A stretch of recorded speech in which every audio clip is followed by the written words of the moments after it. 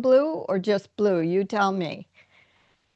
Well, you're asking me my favorite colors, basically, and red and blue are the ones that I usually use. So you may use whichever ones you like, but I love that idea. Okay. Maybe I'll grab them out later. It didn't occur to me, even though I was thinking about this the other day. All right, so here's the tip for today.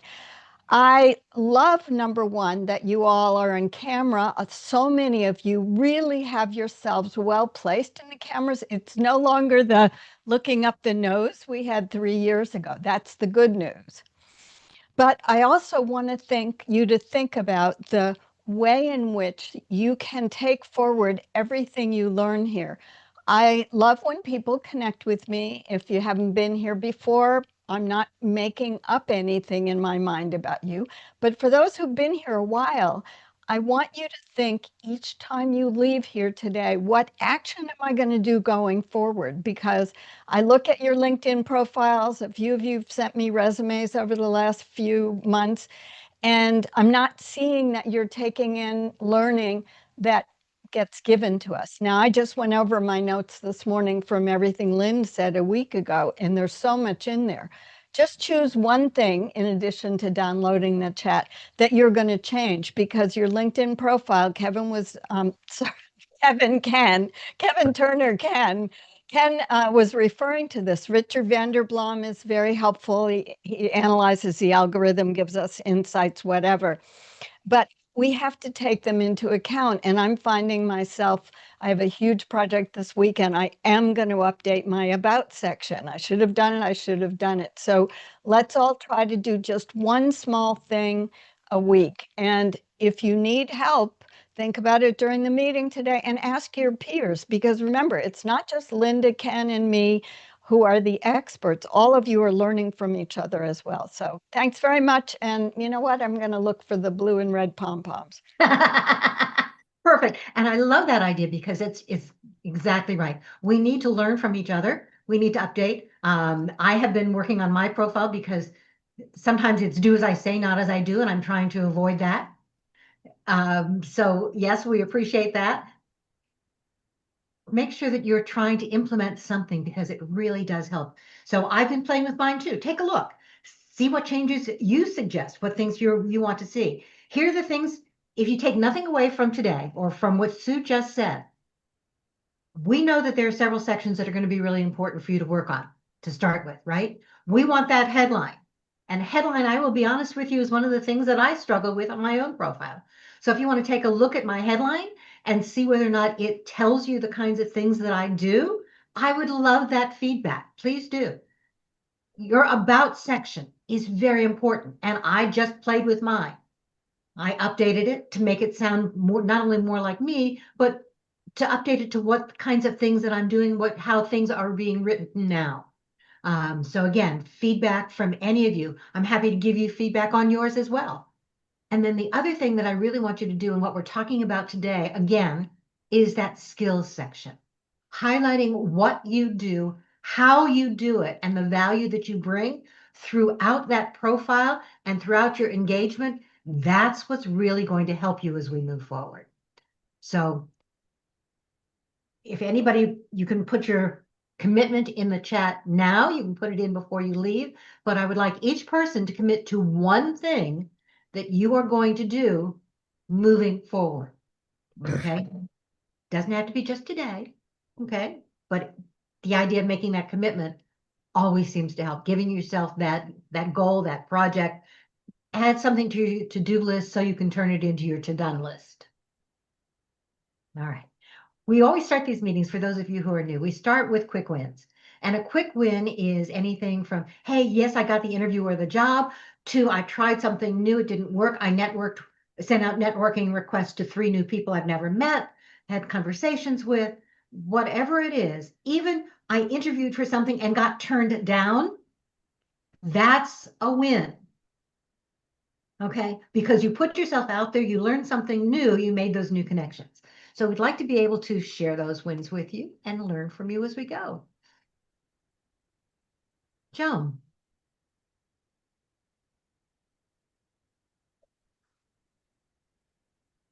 Thank you. Just a second. It took a moment or so to unmute. It's Good okay. morning, good afternoon, everyone. I just wanted to share, and Dr. Linda knows about this, so thank you for your comments. A little less than a week ago, I received an offer for an internship that's related to where I'm trying to go in cybersecurity. It's going to be a month starting in May, and this came as a result of a first connection, LinkedIn, that's not even in this country, somebody that's in Nigeria. So you never know. And when I posted it, I received to date over 3,000 impressions and about 3 dozen comments and congratulations. So I'm very thankful. And my goal is to post, be more consistent posting. I post pretty well, but I'm trying to up it to maybe about 2 relevant posts per week. So thank you for allowing me to Fantastic. share. One of the things that I'd love to see, and by the way, congratulations. But one of Thank the things you. I'd love to see is you now start adding some of those skills that you're learning in the internship into your profile. And I'd love to see maybe on a weekly basis. This is, you said, a month-long internship. Every week, share one of your Yes, posts, share one of the things you've learned and how you're thank going to you. apply it on the job. It's another way of doing that. Perfect. Thank you. Thank you so much. Congratulations. Okay. Lena, did I say that? Did I get that right? Lisa, Lisa, I'm sorry. that's okay. That's Lights in my okay. eye. Hi, everyone. I wanted to share that I just accepted a new role with Geico. I am now, I'll begin May 11th, and I'm beyond thrilled. And I learned so much in this room, these rooms here with all of you, and I appreciate all of the support and the guidance. So thank you so much. You're But very welcome. I will continue to update my what one of the things that I didn't do when I was working for the same company for 22 years is keep my LinkedIn profile, keep my network going. And I hopefully I won't have to be in a position again looking, but I will continue to post, to make connections and to update my skills and everything else. But I just wanted to thank all of you for your kind words and all of the support and knowledge I learned here. So That's thank you. fantastic. So congratulations. I have a quick question for you. So how did you Sure. find this job? LinkedIn. I didn't know anyone. I saw the announcement or the position. I applied March 13th and I got the offer on the 17th of May. So then I had to go through the Oh, background check, make sure everything went through. So it was a very quick process, but it that's was through fantastic. LinkedIn. Perfect. Congratulations. Thank you. Thank you. Lisa, Thank you just very for the much. recording, I'm going to correct you. You started your background process and stuff April 17th because you said Not May me. 17th, and I thought, oh, wait. Oh, no, no, no. So it No, was you're about right. a month as you got the offer formalized. So just who Yes. people who are watching it who might think, did anybody Perfect. else Thank catch you. that? I was ahead of myself. You It's Or were. okay. behind, however you want to Yeah, look you're at very excited. it. Thank you. Congratulations. Thank you. Okay. Charles. Um, I was contacted last week on LinkedIn about a position. Spoke to the recruiter Thursday. Um, got my resume put together, wrote my cover letter. By the way, found a great resource at, I believe, the Michigan State University career website on how to write um, a good, well, no, Michigan had a good how to write a cover letter. Um, I wrote a cover letter based on that. I've always struggled with the cover letters. I had looked at their site. I understood what they do, but it was a little outside of my safe feeling zone about my abilities. Although, as a relationship builder and a connector, I believe those soft skills tend to be more important than technical skills in a sales position, pre-sales technical selling. Um, so I talked to the recruiter. She said, "When are you available?" I said, "Anytime, let me know." Sort of, here's my schedule. Over the weekend, I got an invite for Monday morning at 9. I spoke to the hiring director directly. And at the end of the interview, I did ask a question that I typically don't, and I will forever ask now, which was why me? Because I just don't have a lot of that product depth that I know that they is their space.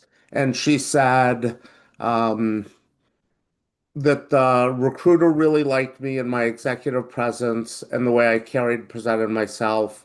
Um, she said that the person wrote 2 pages of notes about me to send to her, which I was like, we talked for half an hour. That was surprising, but great. I'll take it. And then she was sort of wrapping that up, and she's like, "Oh yeah, and your cover letter was amazing. You told me what you bring to the table, what you do for me, and you told me about, um, what you've done in the past that's similar, that highlights that. And, um, most people don't even look at our website when they apply or don't know what we do. And, clearly she said, you may have only looked at a couple of pages, but you looked at it and you were able to, express that. So, she's like, I definitely had to talk to you. So that was great. I was very excited. Congratulations. Keep us posted. But those cover letters, guys, I can't emphasize enough. They are really important. Don't just repeat what's in your resume. Tell me why this job, what special things you bring that make you stand out for the role. It they get read, as Charles just mentioned, they can make the difference in terms of whether or not I even choose to talk with you. So even if companies aren't asking for that cover letter, always included, even if it's the last page of the resume you submit. They are that important. I am posting the link to the document, the web page I used to help write a cover letter in the Perfect. chat. It's really 3 or 4 paragraphs. Here's what you say in the first, here's what you say in two, and optionally three, and here's what you end with. It's very straightforward. It's very easy when it's broken down like that. It's just a nice resource. So I'm sharing that right now. Perfect. And then the last thing is that the last line that you use in every um, cover letter, in every follow-up email always is, I am looking forward to talking with you. The best way to reach me is, Charles is the salesperson. You understand when I say soft close, that's really what it is. Okay. You're making the assumption that they're going to talk with you and you're going to make it easy. Yep, and my last 2 sentences are I look forward to following up and discussing how my experience can support your continued growth. Insert the name of the company, not your. And the best way to reach me is by phone, and I just give them my phone Mhm. number, even though it's at the top in the header. You do I it do again. it again right there. Perfect. Thank you. Good luck, Charles. Keep us posted. Thank you. Brian. Well, good morning, everyone. I'll try to make this as brief as possible, but it's kind of a lengthy story. So, I was laid off in September from a product role. Um, I don't know, last fall, I learned that one of my former managers that I had about 10 years ago, he was also laid off from his job. And meanwhile, I had my list of target companies. There was a company that I was looking at in the last several months, but I've just been unable to find a contact to network into. Somebody did give me a network contact that I contacted the person. They never got back to me, but I've continued to monitor that company. Um, Fast forward to about a month ago, I was again looking at that company to see if they had any open roles for what I was looking for. They didn't, but I did see a manager role there at that company. Meanwhile, my former manager had landed a remote role. I think it was a contract position starting in like January. But when I saw this role, I passed it on to him and I said, "Hey, there's a role I saw here at this company that's open right now." And he took a look at it and he goes, "Oh, that would be great. It's like 2 miles from my house." Um, so anyway, I contacted him today because I had a recruiter reach out to me last week uh, about a role at a different company, but my former manager used to work there. So I just texted him and I said, "Hey, can you give me some insight on on the company you used to work for. And, so he did. And he goes, oh, by the way, that role that you sent me, I start on May 11th. So, it's good that I was able to help him out. I feel pretty good about that. And then I said, well, when I said you get there, if they happen to have any product roles, let me know or keep me in mind. And he goes, well, I happen to know the executive over product there, so I definitely will. So, I was able to help him out, and maybe he'll be able to help me out in the future here soon with that company. So It's fantastic. That's the whole power of networking. Networking isn't about the ask, networking is about the give. It always starts with that. It's those conversations, and you never know where they're going to go. That's an absolutely fantastic way of sharing that. That was great. Congratulations. yeah, and I'm a big believer in as far as networking in creating relationships as opposed to just making them transactional. Yep. Perfect. And that's the whole idea. It's that give before you get, the pay it forward, what some people, including Brenda Miller, are now calling social media karma. It really works. So congratulations. Keep us posted. Thank you. Paul. Hi, everybody. I'm happy to say that I accepted an offer starting on Monday as a HR director down here in Texas. I think, thanks. I think part of that all happening and evolving was through my networking and being somewhat active on LinkedIn. So the combination there helped. I was contacted, had the first interview, and then a few days later, a second with a couple of the executives. And then less than a week from that, I got the offer. So I'm excited. Thank you all for your help too. And I'll keep you posted.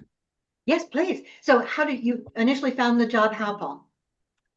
The job was a combination of networking and LinkedIn, networking with people who gave me some LinkedIn connections to introduce me to, and that got me over to Texas Family Initiatives with the recruiter, and then it went from there, Linda. Congratulations. Thank you. Okay. And then we've got one more, it seems, unless somebody else wants to raise their hand as well. Hello, can you hear me? We can. So I have been trying to get to this Lunch and Learn. So I am brand new. I tried a few weeks back and didn't get in. So I don't think you've seen my LinkedIn profile, just to let you know. And I'm just getting my feet under me. And I happen to be at the library with no headphones. So I quickly switched and got onto my mobile phone, and they put me in a nice little study room. So I'm speaking out loud, but trying to stay quiet. I have a couple of questions. I am an old LinkedIn user, meaning I really loved it when it first came out, really used it. I have a lot of skill sets, and I have gone in and tried to use Claude. So I don't know if you are talking about the use of AI, and I'm charmed by Claude, but Claude seems to keep telling me I'm this 100% fit with Cisco Systems business partner accounts in Boston. I'm in a smaller market up in Rochester, New York.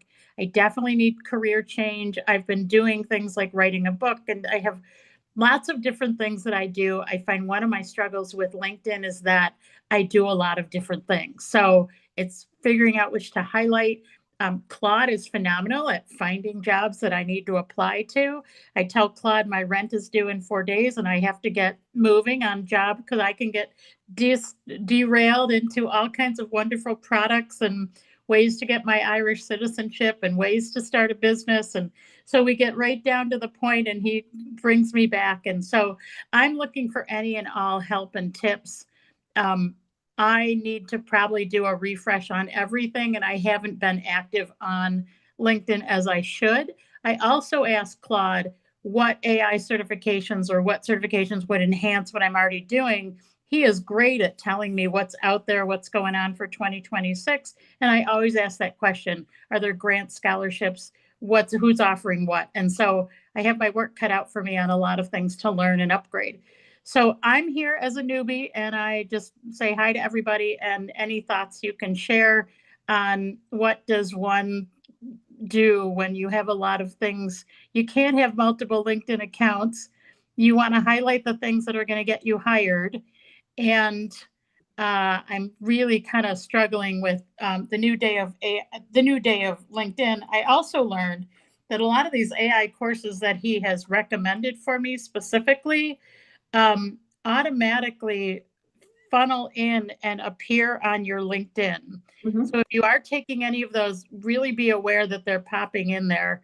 And I don't know how you manage that, but I also don't really have a lot of time to waste. So I'm trying to be pinpointed, but I'm thrilled that I got onto your lunch and learn. So thank you very much. We're happy to have you. Sorry that you need to be here, but happy to have you. So, okay. One thing, LinkedIn, you're right, has to be very specific. You can look for lots of different things, but if you've got some of those side things going on, you may want a company page to put together to look at some of those other issues. But your LinkedIn profile needs to be focused in on the job area that you want to do. Okay, otherwise people do get confused. So if you can give me 2 sentences, what is it you want to do? So here's my struggle. My background successes have been in leadership, sales, marketing, starting and building new businesses. So revenue growth, all of those things. My second best strengths have been in developing and growing channels across the United States involving facilitation, training, new technologies. I've been in the high-tech space. I've been a change manager with Meta. I could easily put that into change management with AI applications for businesses. So I can't seem to get away from the sales part and the revenue generator and the marketing and basically growing and developing things.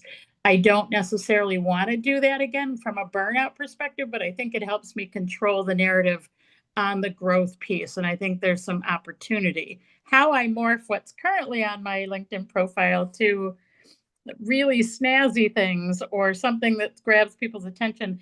I network very well with humans. So I'm not necessarily, I need to get my ducks in a row on being organized with LinkedIn so that those messages come in correctly. I'm listing the right, like my references are super old. And so I'm getting back into the flow. But I also believe that while LinkedIn is the end all be all, it's not the end all be all, that you have to keep your network broad and wide. So yeah, I'm here to learn. I'm here to absorb anything you have recommendation wise. And then a question on this group in particular, do you do an evaluation of the profile? I learned about you through a career group in Rochester, New York. You have some people in there, the 5-step program, and Dan Lopez, who's one of our AI specialists in there.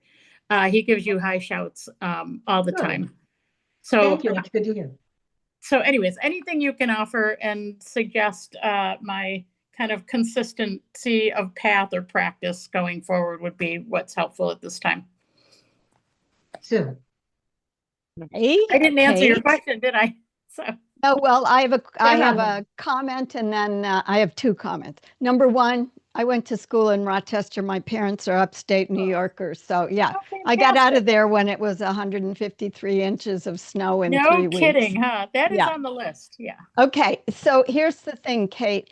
You're struggling with what everybody else on this call is struggling with, because we're all of ages where we've done a variety of things, and we're afraid that the ideal job might show up with some unique little unicorn of everything we've ever done. Really, seriously, you're talking to the queen of long CV. I have everything in it. So what I want you to do is not, is what Linda was advising you to do. And it sounds hard. Pick one lane and do it, and you think you're going to miss, but you've got to have something to aim for right now, while you're also, in a nice way, practicing these new skills of job seeking, of being online, not just online using LinkedIn for job seeking, but really engaging and building your network and whatever our new word, Ken and Linda and I were on a meeting yesterday. We're going to find some word other than networking because it's really much broader than that.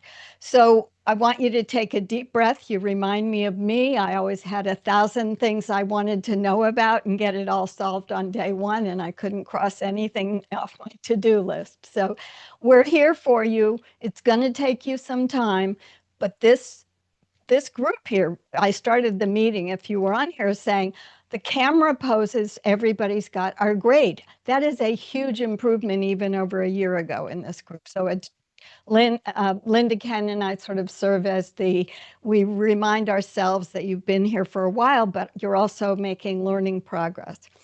We'll help you out.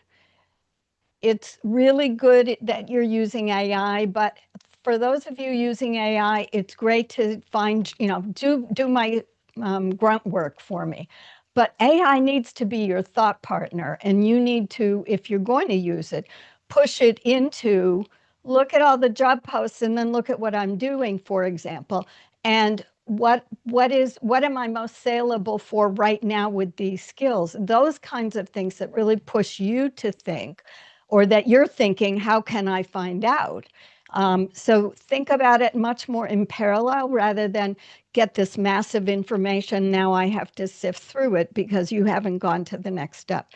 And I don't want to sound unsupportive because what we know is you all need bite-sized chunks, which is why Linda agreed when I said, let's do a start every week with a tip, because we all need one thing to focus on. All right. Thanks, Linda, for the soapbox I'm standing on today. No, that was perfect. I was going to Ken, did say, you want to add? I put in the chat basically, and this is a common thing for everyone, think about how you can use your past skills and accomplishments to work for a future employer. It's the old, what's in it for me? What did you do, and how can you solve my problems? Because you're Yeah. Thank you. I will also say that I find Claude jumps in and does phenomenal cover letter templates that you can go in and tweak after he's found the perfect. He keeps telling me I'm a perfect match for these things. I've been advised to be suspicious of when they tell you you're a 100-point match. And AI is too nice. AI right now, AI is too I'm nice in love with for you. Claude. and a Can I admit that? match doesn't mean a culture match, and match doesn't mean a company match. It's just taking very finite data. So I think you have to think about that too. Right. Yeah, the other weird thing is I have a long history with Cisco Systems through the generations and building partnerships with them and doing lots of different things. But he sticks your old jobs kind of up top with the old dates. And I find that very disconcerting on what we're making this resume look like and whether the whole goal is this ATS business or coming up with a resume that you like. But yeah, it's going to be a learning curve, but I don't have the time. I got to get this done. So thank you guys. Appreciate it. You're very welcome. So a couple of things. Number one, since you're not interested in moving into that sales again, okay. Well, I won't say never because it solves some revenue issues. No, so no, I I don't understand. It's not your top priority. So what we're trying to do is, and what we're going to be talking about today as well, is that I would look at the focus being the other area, those funnels for training. Okay. And the sales supports it. Maybe some entrepreneurial training, facilitation, businesses, that kind of thing. Well, what we may want to do is do a private talk offline. Yeah. Okay. And I put the link in the chat about how you can do that. Okay. I'm on my mobile phone. I've learned I can do Zoom on a tiny little screen. Yep. Perfect. That's what I learned. There's a link in the chat, and I do put the chat in our private group. So if you have not asked to join our private group, you need to do that. I put the link in the chat again about how you do that. You can look at it later. Do you send out the chat? Because that's the one thing I can't figure out how to download is the chat. I don't send it out. Okay. Okay. But what I do is I post it in the private group. Okay. For those of you who are on the meetings, and it doesn't work, unfortunately, on your phone. But if you want to put want to put your email address in the chat and say, somebody please send me the chat. Somebody will probably do that. Thank you. But the chat, download the chat. You go to, I'm going to give you the instructions now, and I'll do it again at the end of the meeting. At the top of your chat box, you'll see 3 dots next to where it says Career Search Lunch and Learn. Click on those 3 dots and it'll say Save Chat. And then you can put that chat into anything you want. Now that's a text file. if you want something with clickable links, okay, by the way, you can put that text file directly into Claude or any other AI and ask it to pull out information for you. I do that. And Claude is my choice for that kind of an analysis. I have a confession. I'm in love with Claude, and that's terrible. I got to back away. I got to back away. We have too much fun. Okay, but the other thing you can do is if you want clickable links, then click at the end of the chat or several times during the thing, click into the chat itself, do a control, select all, and then a copy. And then you can paste it into a Word doc and your links are still clickable. Oh, I learned after about 2 months, you can turn the memory on. If you buy the Pro service, there's an automatic setting that I had them do a tutorial on, and it's all right in there. I've been having to reload stuff, so yeah. So there are lots of things that you can do in that way. But yeah. We can talk about how to direct your profile. We've done profile reviews on here before. We've done resume reviews on here before. We will do them again. Thank you. Okay. Thank you. Belle. Can you hear me okay? We can. Okay, great. Having problems with my my microphone, but I received, and other people may have received it. Oh, you probably can't see it. It's one of these giant postcards from Amazon, and they're looking for people across the country. And this is after, didn't they, lay off like thousands of people? Right. Paying $23 an hour. Just go to aboutamazon.com. If anyone wants the information, I can put it on in the chat. It's yeah. They're advertising like crazy on TV in our area too. Okay, talking about the fact that you get benefits day one, what some of the costs are, what their salary ranges are. They are looking for people, but they are not necessarily, the postcard isn't for necessarily the kinds of jobs that many of you want.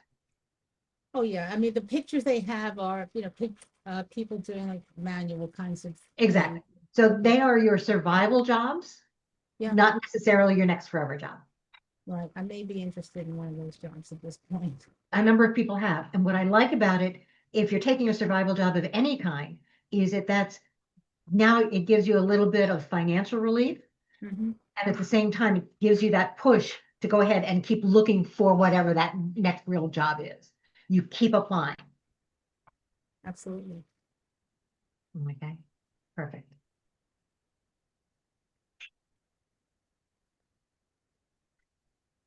Hello there. You're not on your walking treadmill today. Oops.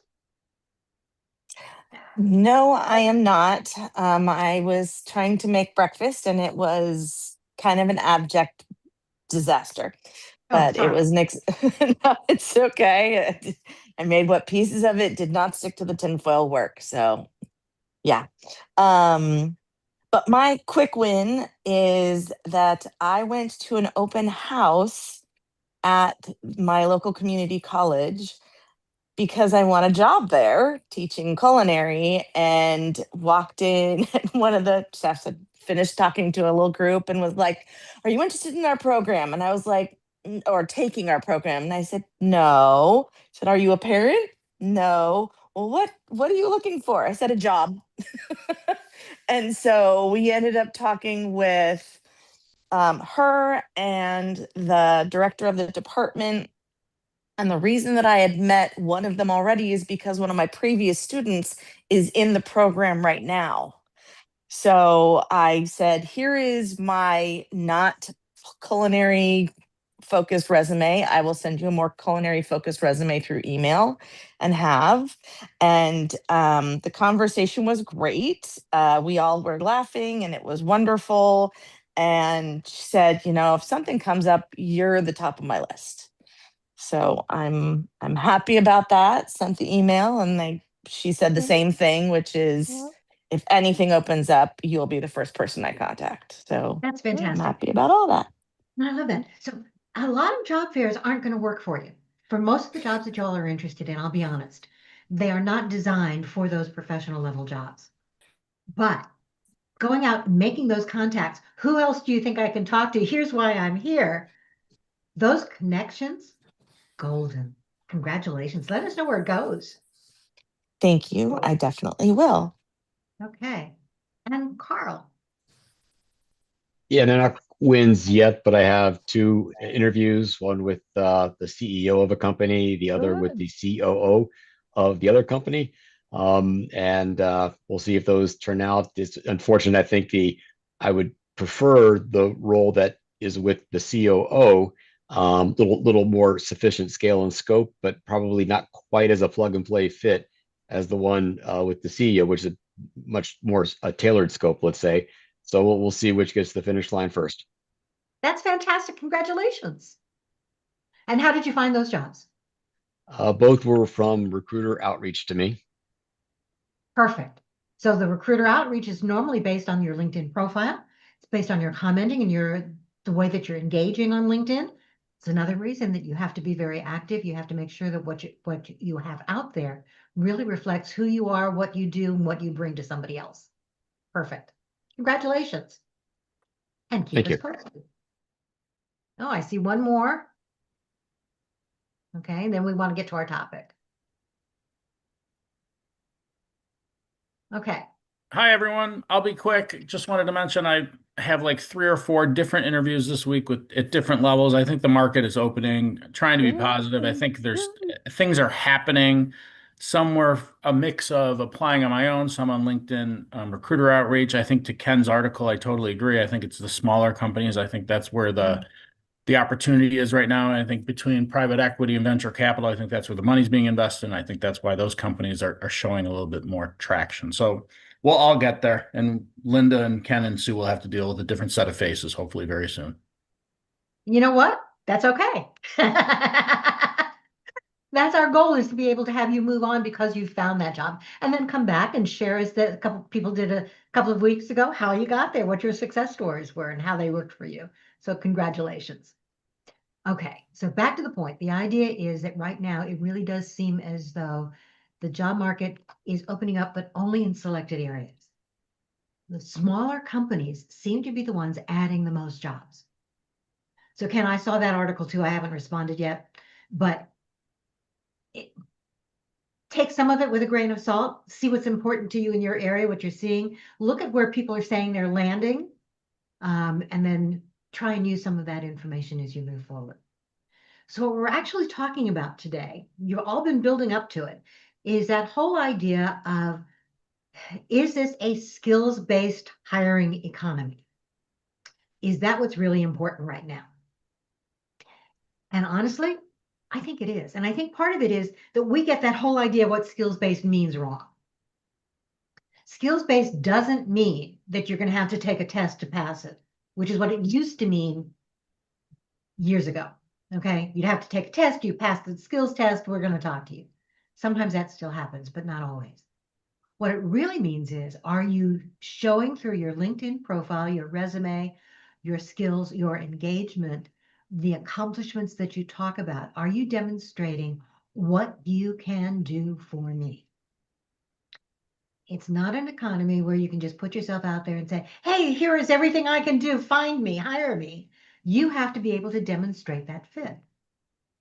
And that's why we keep talking about skills. I know this is the second time we've talked about them recently, and we're going to be talking about them again next month with Thomas Pauner on May 17th, when he's going to be talking about skills from the LinkedIn back-end perspective. How do people actually find you? So that's one that you really want to put on your calendar. It's May 27th, and he's going to be talking about how LinkedIn's back-end finds you on the basis of those skills. So when we started out the meeting, we talked about, what one thing are you going to do? So here's one more takeaway I want you all to do this week, if you haven't already done so. I want you to think about the top 5 skills that you want to be found for in your new job. And as much as soft skills are important, and I absolutely believe that and support that and go all through with that, what I'm really talking about here would really be more of the hard skills in terms of the skills that we're looking for. When people do a search on LinkedIn, think about it as using a Boolean search term script. I'm going to be using those things which will give me the most likelihood of narrowing my field to the people who are more likely to match my job. Hard skills, experience levels, industry levels are more important in that case, unfortunately, than the soft skills. Everybody says you've got great leadership skills. That's not going to narrow down my field. Should you still keep it in there? Absolutely. On your LinkedIn profile? Absolutely. On your resume? Probably not. Demonstrate it. Don't just say it. So Ken and Sue, what are you seeing in terms of skills-based hiring? Well, I think a lot of it is also part of is the contract versus full-time employee, which is definitely where things are going. I think that's where the skills base comes in. And I think we've been talking about this for years. This is not a full-time employee economy, and it really, that's just the way it's going to be. And you have to be very cognizant of that. I also put in the chat, just a reminder that your job titles have to be searchable in LinkedIn's database. I actually did that last week. The ironic thing about it is when I did that last week, I forgot to turn off the notification. So I now have had about 100 people, 100 people reminding me about congratulating me about a new job. But in all seriousness, if you do change that, you might get those same notifications to people, and that's a great networking opportunity. Absolutely. So those drop-down boxes, those terms that are used within LinkedIn are the ways you're going to get found. Absolutely. So even if it's not your exact title within another company, we know that companies have their own titles. Mm-hmm. They're very unique to them. They mean absolutely nothing outside that company, that industry. So use the drop-down title, use that first, and then if you want to, as your first bullet, or put a dash and then say, here's in effect my company title. What I'm going to see first is that LinkedIn drop-down, what Kevin Turner calls a value market term. Mm-hmm. Okay, that's the first one. I don't care whether you were called admin number 3. Okay, that means nothing to me. Customer service support manager, parentheses, admin number 3, that tells me a whole lot more. See, in my case, I went from career consultant to career training consultant because career consultant doesn't exist their way. So same title, different thing. And now people are congratulating me on a title, something I've done since last year. Mm-hmm. So, and that's just another thing. But don't assume that the title you have there is searchable by LinkedIn just because it seems like a valid title. Right. So I have 2 cautions on that. One, because I actually tried this a week or 2 ago because of this discussion we had whenever recently, Linda and Ken. If you choose the LinkedIn title and then you add something after it, I'm not sure that it makes you searchable if a recruiter, especially if they have recruitment, chooses the market value filter only. It won't come up because it won't match. I don't know that because I don't have the what do you call it, the recruiter, but it doesn't necessarily it'll put you down. My second caution is that people who review resumes want to know that our LinkedIn is consistent. So Yes. somewhere we need to say title at X Corporation or ABC Corporation was Senior VP for Everything Innovation. And I've chosen, CEO or something in the LinkedIn title. I'm just saying, be careful about inconsistencies between resumes and LinkedIn. That's been the last 2 years, more and more I'm hearing that's what they're looking for. But also be careful about adjusting the standardized titles if we want to be found. Well, don't put down multiple titles within one line. Don't say project manager, gate business analyst, whatever it is, and then maybe list those other titles as a bullet, just. Exactly. That's Right. exactly it. I think Linda said dash, and I actually did that. I tried a dash, I tried a space, I tried a comma, and it seemed not to, other people came up in the pretend title I was giving myself. So I did searches out of the search box, and then I did searches when I was searching for how to put in a new position. I did not elaborately test it. So this was like 5 minutes of testing. In terms of skills-based hiring, Ken, 2 years ago when there were a whole lot of talent acquisition specialists I follow globally, we're talking about, oh, it's back. And I'm like, no, it's not back. And by the way, it's just a substitute for having to do hard work of, in the old days, you had to read the resume and make up the story. The people who were hiring make up the story from what you wrote. Now they're using skills as a proxy for that. So I think the skills-based hiring is their first window in, but you still need your evidence. And we've heard from people in the past few months, there are still assessments being done if you say you have SaaS or if you say you have a Salesforce and you know how to use it for whatever, something wonderful. They're still going to want to test it. So the talent acquisition people have been doing this. They're now, by the way, the ones I follow globally are saying, look, we're letting AI find all this stuff first. I mean, they don't have the time because they're being asked to do more with less money or less people, fewer people. But I think what we need to figure out is how we continue to tell a story of the evidence and experience you have while listing those 100 skills somewhere. Not everything will go in your resume, but a lot of what's on your LinkedIn should be mentionable in your resume for whatever job. So that's what I'm seeing on skills-based hiring, Linda. So what skills-based hiring really is not just a listing of the skills.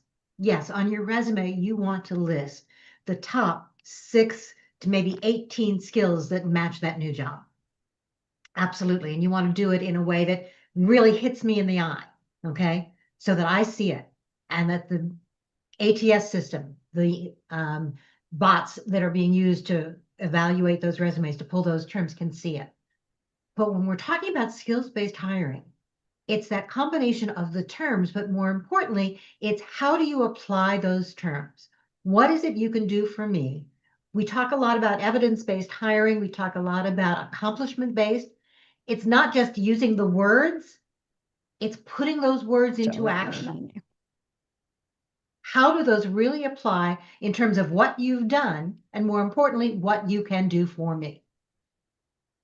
So we know, for example, that in terms of skills-based hiring, it's a change from what many of us did many years ago, right? Where we looked at job titles, we looked at experience, we looked at the number of years, and that was it.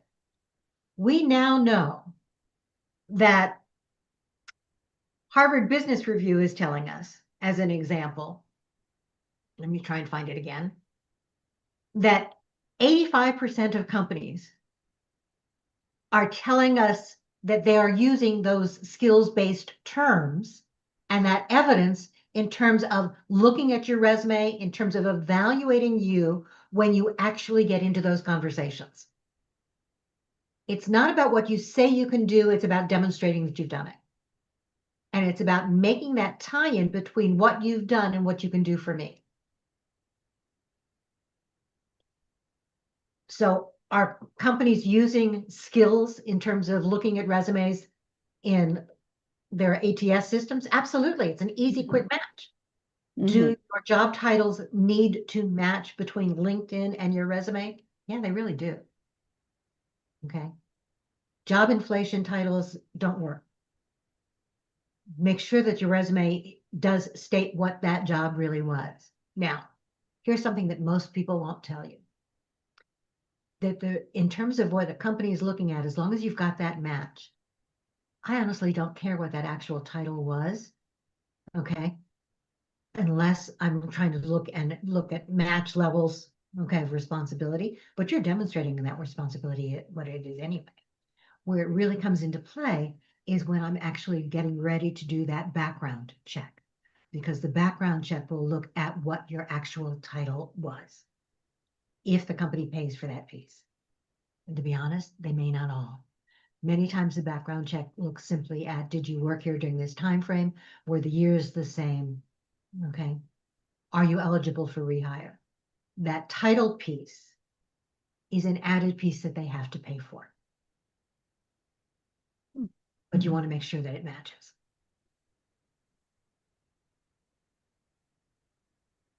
So that said, we know that those skills are really important. So how do you demonstrate them? How do you put them out there?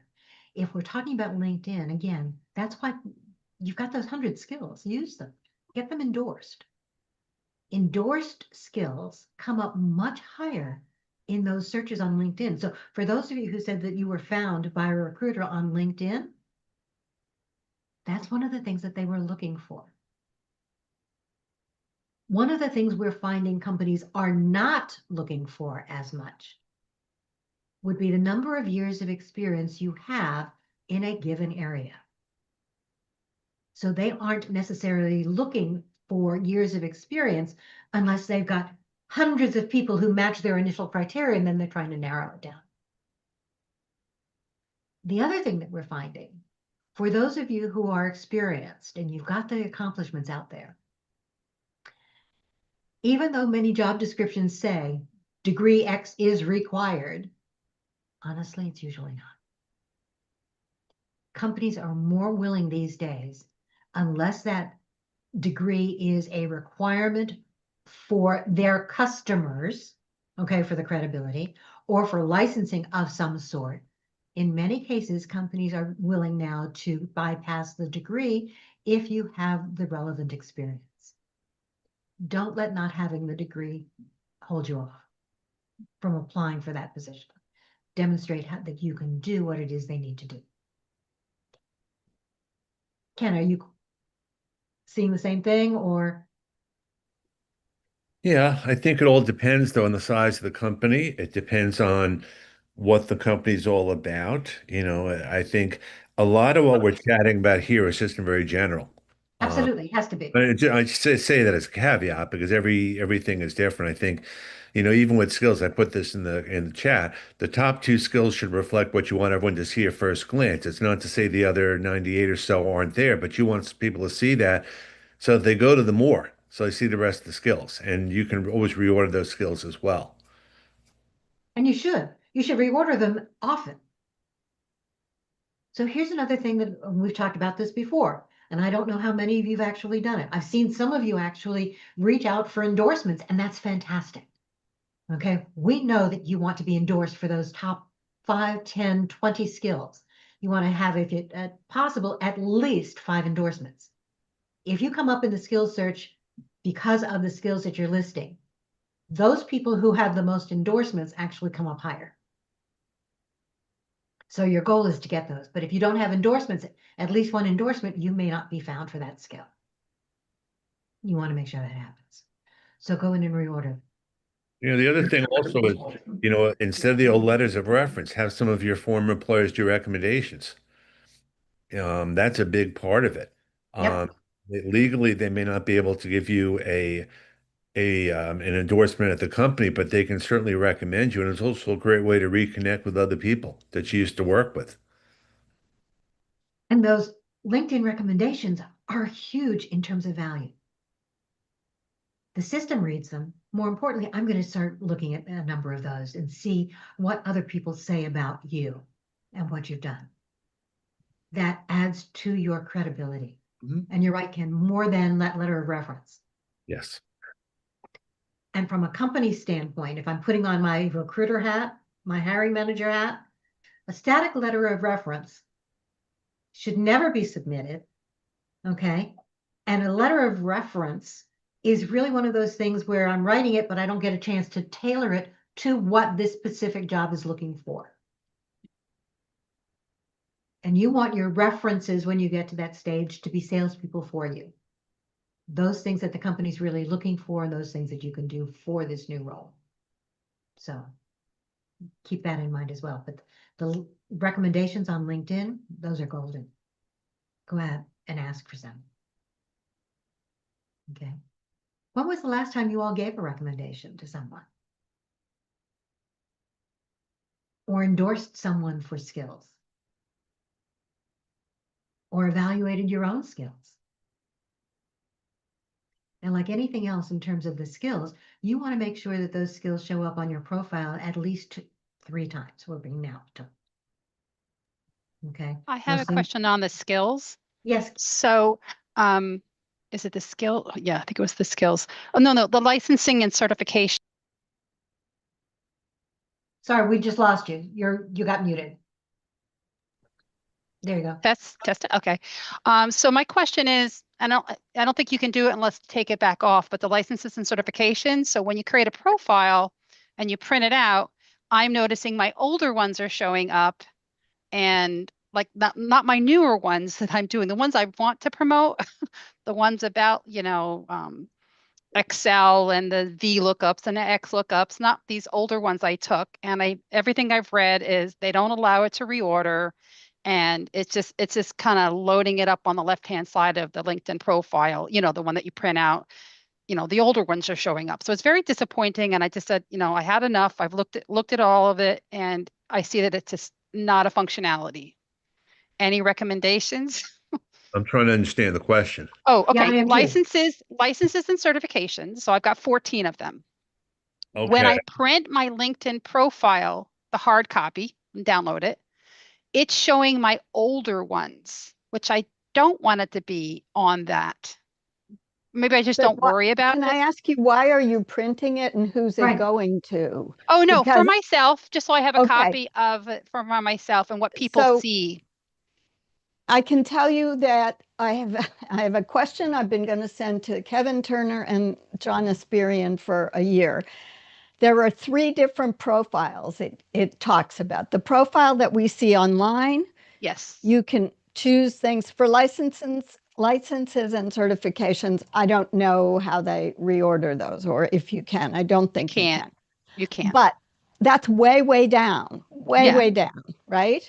If you print out what they call your profile, which is AKA also the resume, it's horrific. It's a 2-column resume. It's ugly. It hasn't changed in 5 years because I did a mentor time on it 4.5 years ago. So that's why I was concerned that you're giving it to someone or letting. Oh God, no! I would never give this. Thank you, Kim. I didn't. I just. Nope. Thank you. So let's not be too nitty-gritty. Talking to me, the one who collects all the data about all my history and thousands of spreadsheets. Don't be too precise about those things. And just to comment about licensures and certifications, like skills, they're great. They're evidence of learning, and they're evidence of some practice-oriented setting that you've done it in. But it's not experience. It supports your experience. Yes. It's not the be-all, end-all. So I have to tell very young and very old people, I don't care how many trainings you've done, how have you used it, or how would you use it if you're, even at home you can show Excel skills. So, I thought you were giving this out in hard copy, and I thought, oh, no, that ugly, no, never. But thank you. I know this is like at the bottom of the list. It's just that it's a skill. It's a skill that I need to have. Certain more advanced skills on there, and so I'm just make sure that's in your about section. Makes her queen of X lookup and V lookup, or queen I'm not of yet. That's tables. The problem. I'm not yet. So have you done 1 or 2? I was doing one this morning, and I thought I'm troubleshooting this myself before I asked Perplexity. Yes. No, I've done about 5 of them, so it's just that you got to use it. But even Kim, like, what are you using it for? What is? Oh, yeah, it's for resource management. It's pulling a lot of data where you have to. Those companies that don't have the right software are doing everything in Excel. So your data is already old the day that you pull it down. And I don't want to be. Section. That's the start of your about section.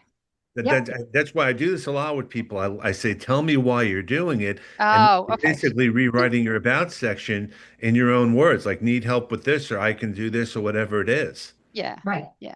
But I'm just trying to gain the experience. I want to get that. I want to be the expert at that, because that would be. I'm not the expert, so I can't put it in the about section yet. No, but you don't have to be an expert to be able to say you're at least intermediate in Excel, because Excel is a very complex program. And just let me remind you, any Microsoft product is going to be used by a bulk of the United States businesses, NGOs, and schools that get it for discounts. So it's a great program. It's just finding what you bring that people want to hire you for, because the CEO wants to make fancy PowerPoints and thinks he can design something. Okay, thank you. All right. So one more thing, Kim, and that is that if the certifications are still relevant to the job you want, Oh, yes.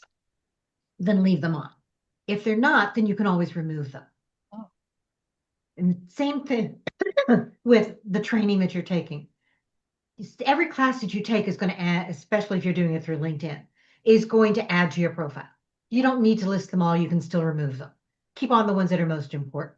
Yeah. I don't put Okay. any of that stuff on my resume because I'm like, it's not, I don't do that. Strictly, I keep it on the LinkedIn and connect it. So. Right. But you may want to include some on your resume if they are related to the new job. So for example, you want to move more into something that uses Excel for data analysis. Yeah.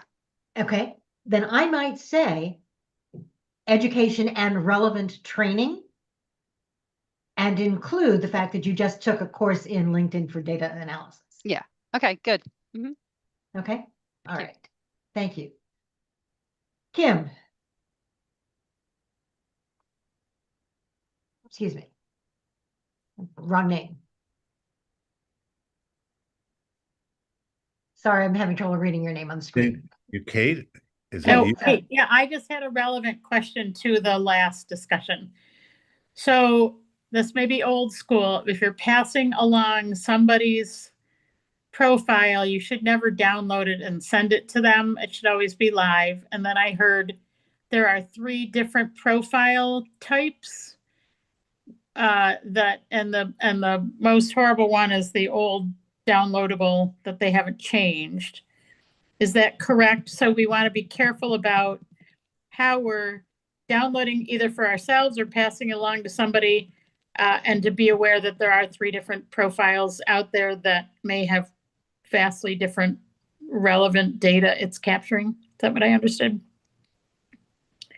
I'm not sure what you're talking about, honestly. Oh, well, our most recent discussion. So the licensing and certifications, and how it's showing up differently when you download it, or remember, I'm an old school LinkedIn user. So I used to download profiles and send them over to people on email.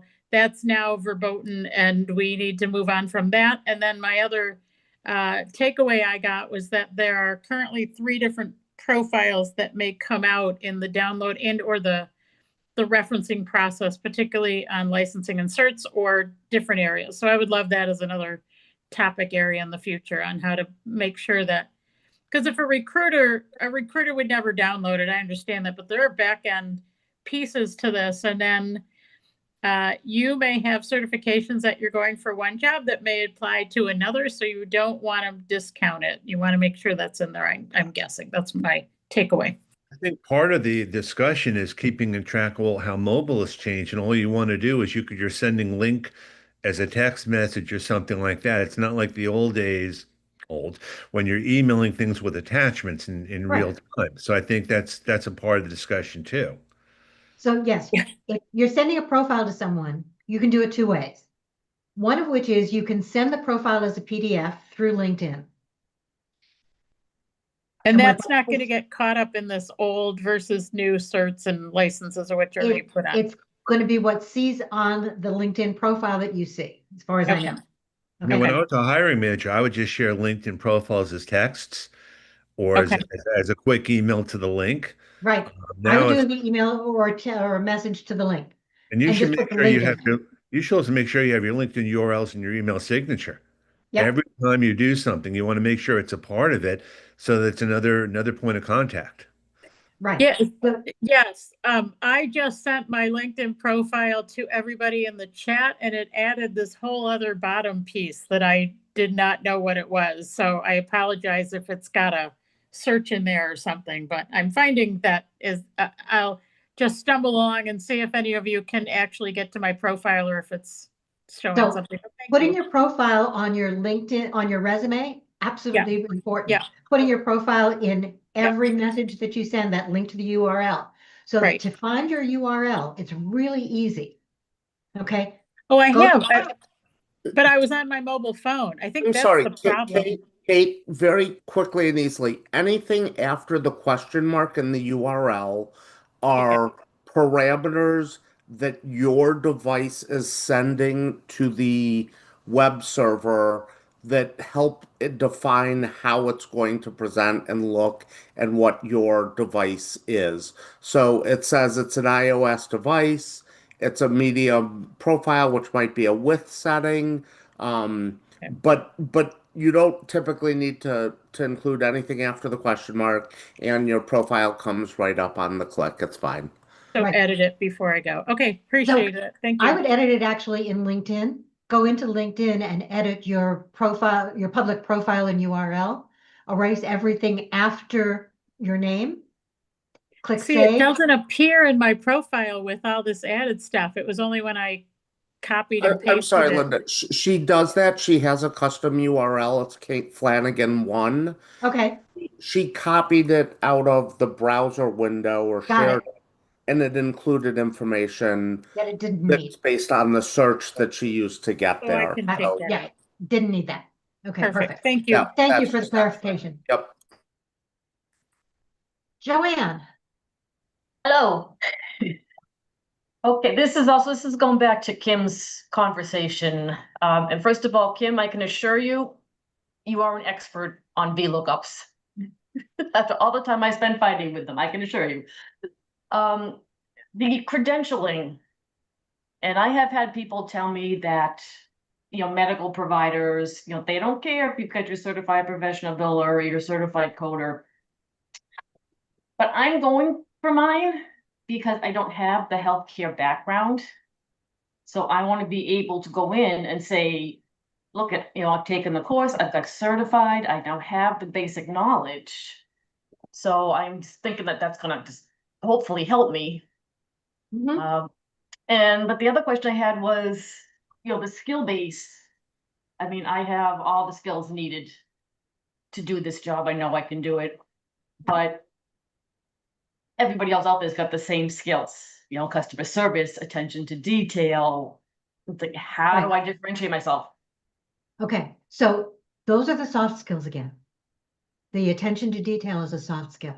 However, when you're talking about how do you turn that soft skill into something that is translatable to somebody else that they can search for, you're going to turn it into an accomplishment. Talk about the number of things that you did at the same time, how you reduced errors. Okay, yep, I've got that in there. I mean, a lot of the stuff, it's. So you have to demonstrate how that attention to detail makes a difference. Just saying attention to detail, right? Yeah, I mean, and that's like I said in the chat comment, with Claude, I'm like, this is what I did in my last job, like make it align. I don't have the quantifiers. But a lot of us have the quantifiers that we don't even think about. Okay, so tell me what you're talking about and let's see whether we can quantify it somehow for you. I mean, like, okay, just take what I do right now. I process payments. A customer will walk in, I'll take a credit card payment, I might get a check in the mail, so I'll remote deposit it. I just track it on the Excel spreadsheet to make sure it gets processed on the other end by accounting. But the amount of times I do that, might be 2-3 times a week. But it is an integral part of what I do. Okay, we don't need the number necessarily. What we're looking for is the outcome. Okay, what you're doing is by processing those payments, you're making sure that everything goes through properly. You're doing you're putting the billing together.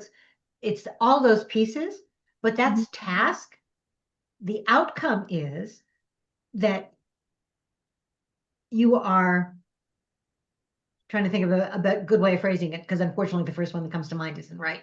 But you are processing and tracking all customer payments to ensure, whatever. Yeah, accounts don't go delinquent. They don't go on a credit hold. Delinquent accounts is the way I would phrase it, not ensuring that they don't go delinquent, but reducing delinquent accounts by X%. And you can come up with an approximation. How many delinquent accounts do you have? A lot more than I ever process. A lot of stuff goes right to billing department. They go online and pay it, or they send the check to the, the PO box. I just never see it. It's just a very, very, it's like a penny in the ocean, the amount of invoices that go out. Okay, that's an internal problem for your company in terms of Mm. making sure that you see that. But I would say reducing the possibility of late payments or connection, whatever it is. Okay. Okay, and that's another way. Okay. All right, thank you. Does your manager have a dashboard that reports delinquent accounts by processor or something, or No, I mean, my are there current any company, internal tracking of that? honestly is going the route of, let's say making everything AI, but they're like, I honestly don't know where I'm gonna end up with this this job. Cause they've created scheduling department and taken that away. They are now creating a system to, when the client gets entered, it automatically creates in the servicing platform and the accounting platform, it automatically creates the job, creates all the stuff that I used to do. So it's just like one by one stuff is being taken off my plate, which, like I said, hopefully in a couple weeks, I'll have my certification and can move on. Were you at all involved in providing feedback or helping design that, or okay? Charles, I am still technically a temp. The corporate doesn't even know I'm here. Got Gotcha. it. Okay. We can work on ways of trying to quantify some of that, but yeah, everybody Yep. has to start someplace, so that certification is going to be a good one. Yep, nope. I'm looking forward to my next venture. All right. Melanie, would you like to join us on screen? Hi, I would love to, but I had to go through the settings in my phone. So right now I'm not able to because I would have to leave. But I promise to come all ready and on screen next time. And I'm very grateful for just a minute. So my quick part of there were two things that came up while I was listening.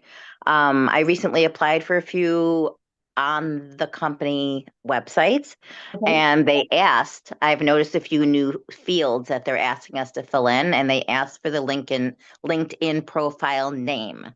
Good. Right?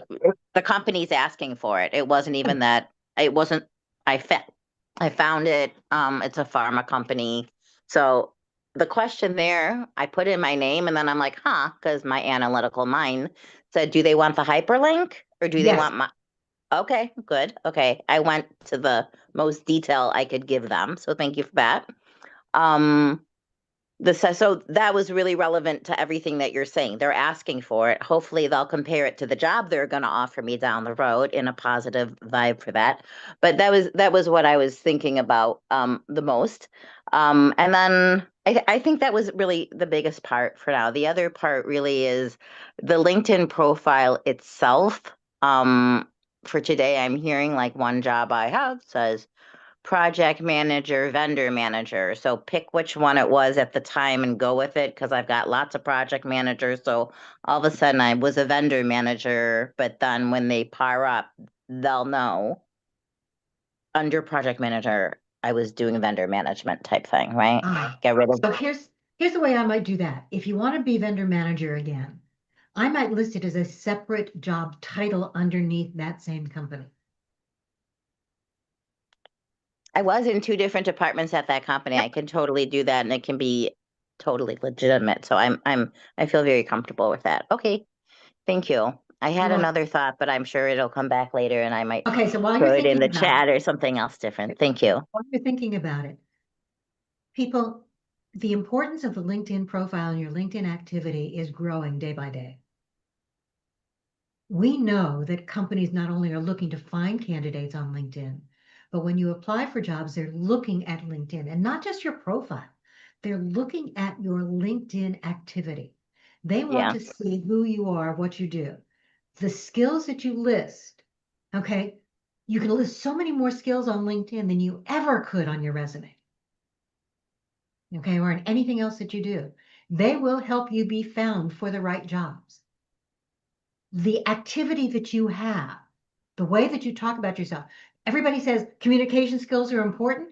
Demonstrate those communication skills by the way you write your profile, by the way you write your posts, your comments.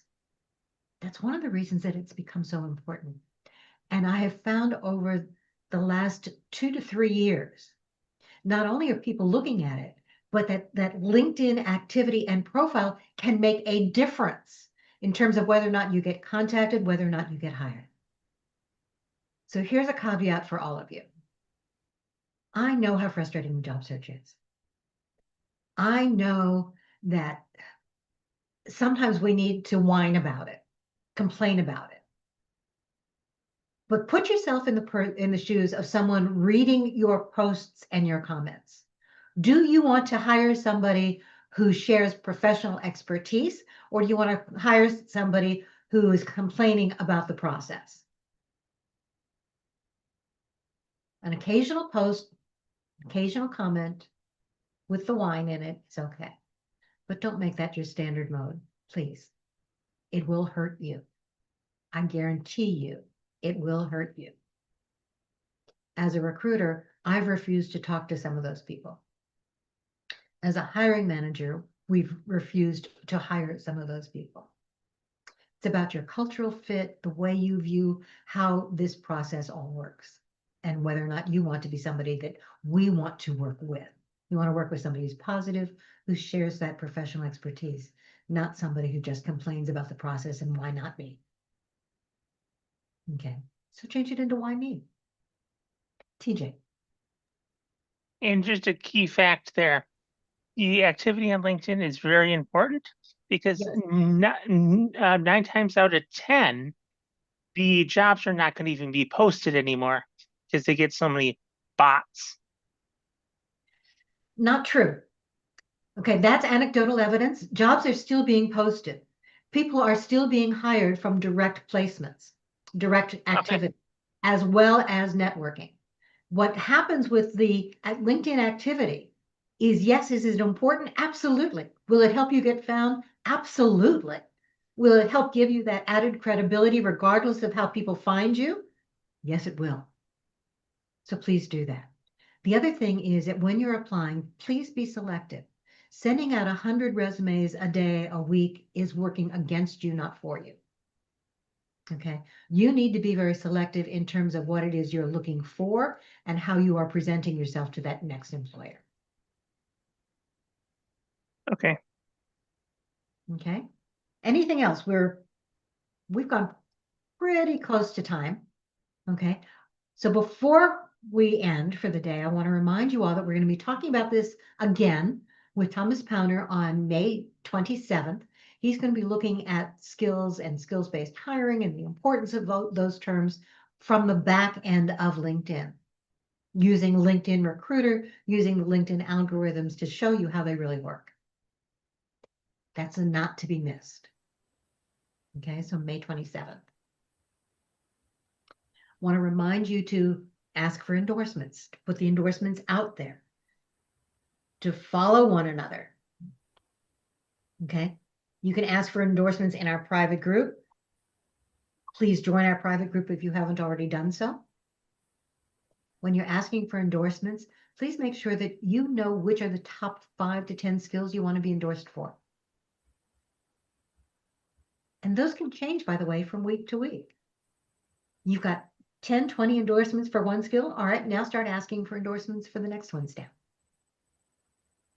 You can DM people and ask them for endorsements. You can ask for endorsements in our private group. You can ask for endorsements in our chat. LinkedIn, don't listen. Okay. One of the things I like about our private group is that it is restricted to people who have actually come to these meetings. So we know that what we say there, LinkedIn hosts it, but they don't see it. So it's an important activity for all of us. Okay. So again, LinkedIn, please don't listen, but endorsements make a difference, even more so in many cases than those recommendations. I can endorse you without knowing what you do. I can't recommend you without knowing what you do. It's a different level. But they both play a role on LinkedIn. I saw another hand go up and then she disappeared from my screen.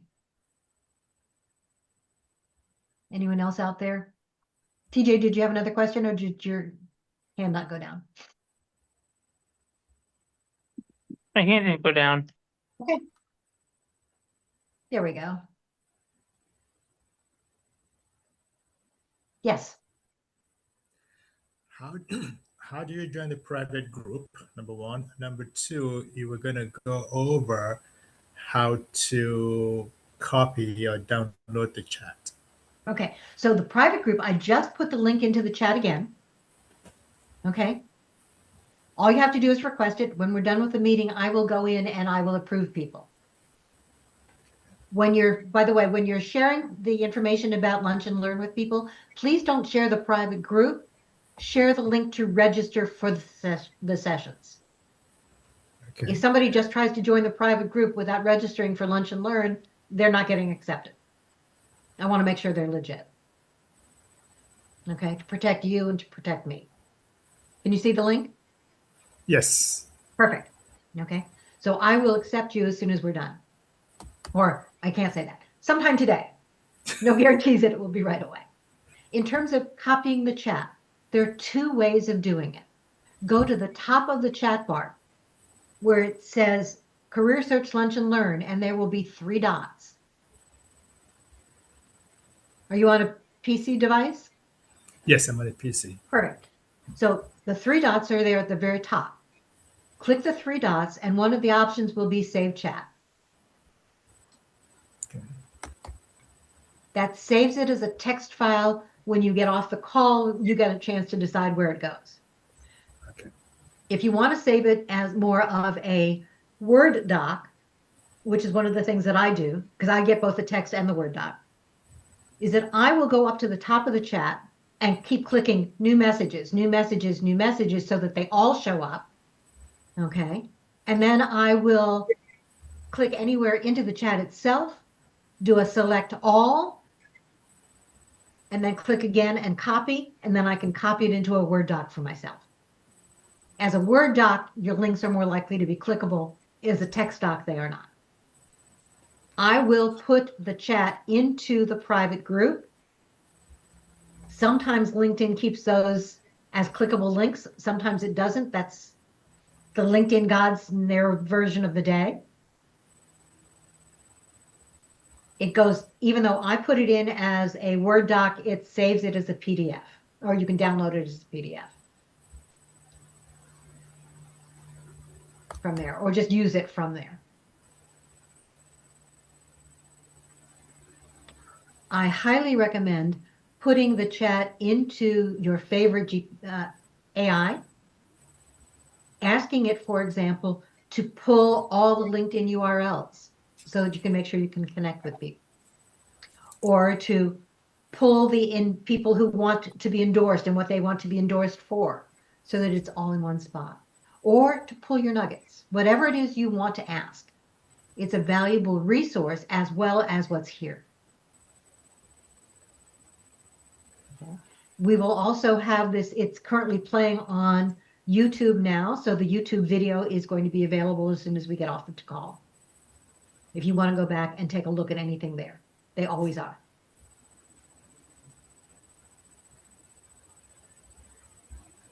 If you have ideas for future sessions, please either DM me, put it in the chat with the word idea or the word speaker all in caps, so that we make sure that these sessions work for you.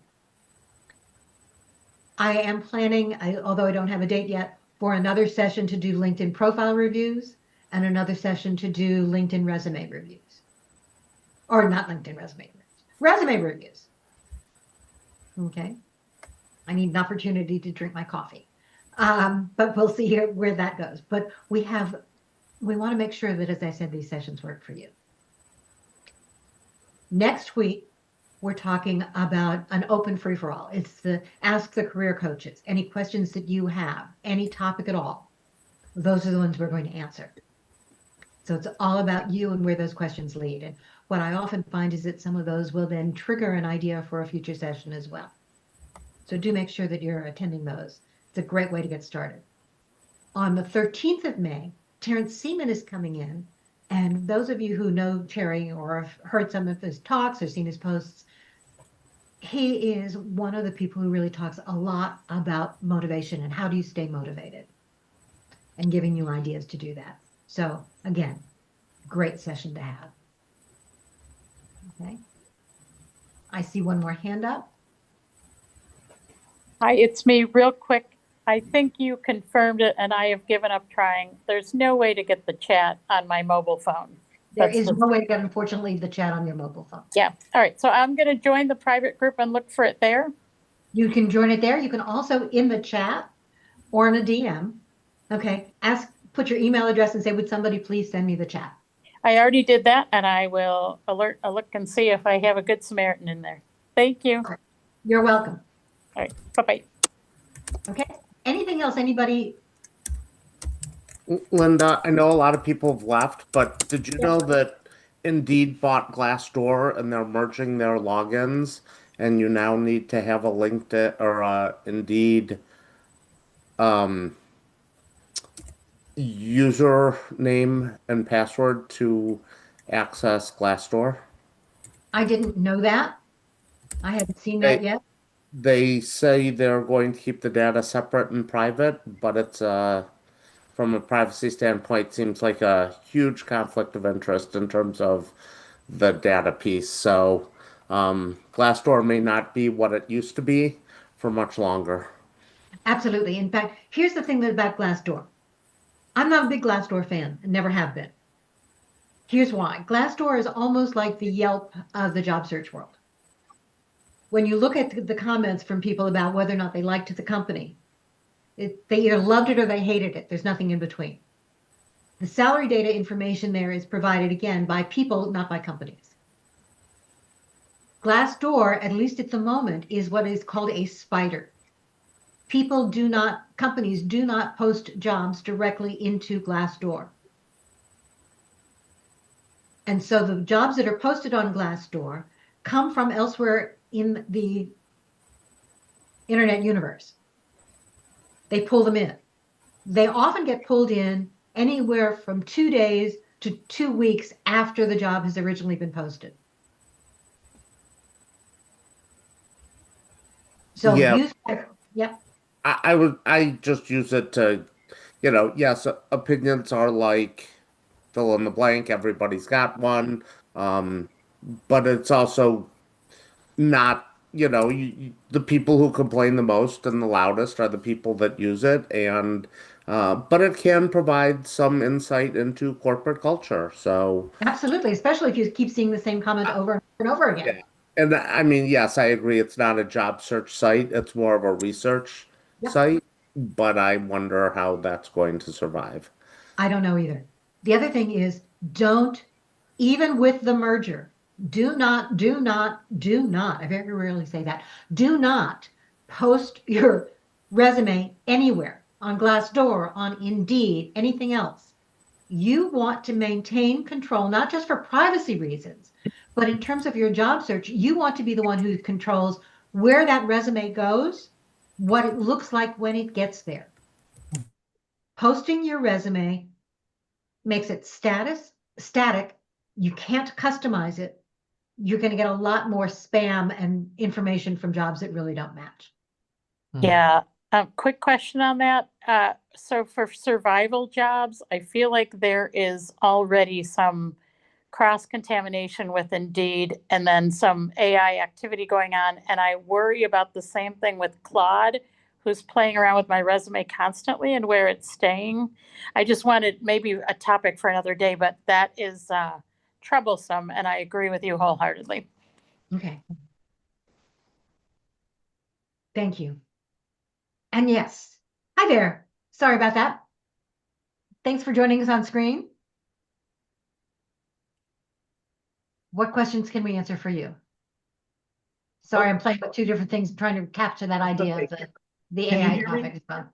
Can you hear me, Linda? Yep. Oh, so one of our participants asked the question, how long to wait after an interview before you follow up with the HR manager or recruiter? And based on my experience in HR, I don't want you to follow up at all. And I mean, I'm wondering what you think and the other experts, because the answer is we're still reviewing resumes, or we've selected people to interview and you're not one of them. And I don't have time to tell 15 or 20 or 50 people that same answer. So my suggestion was the best way to follow up after an interview, I mean, is to get somebody to you have to network your way in the organization and try to get a referral, in my opinion. Maybe after the interview you can follow up, but certainly after an application, I don't want to hear from you. No, and I agree. And I don't want people to follow. If you follow up after an application, the only thing you do is do it here through LinkedIn. Just wanted to let you know I've applied for this position. Here's why. Please take a look. Period, paragraph, end of issue. You are done. There's a difference, though, between following up after you've had an interview or any kind of contact.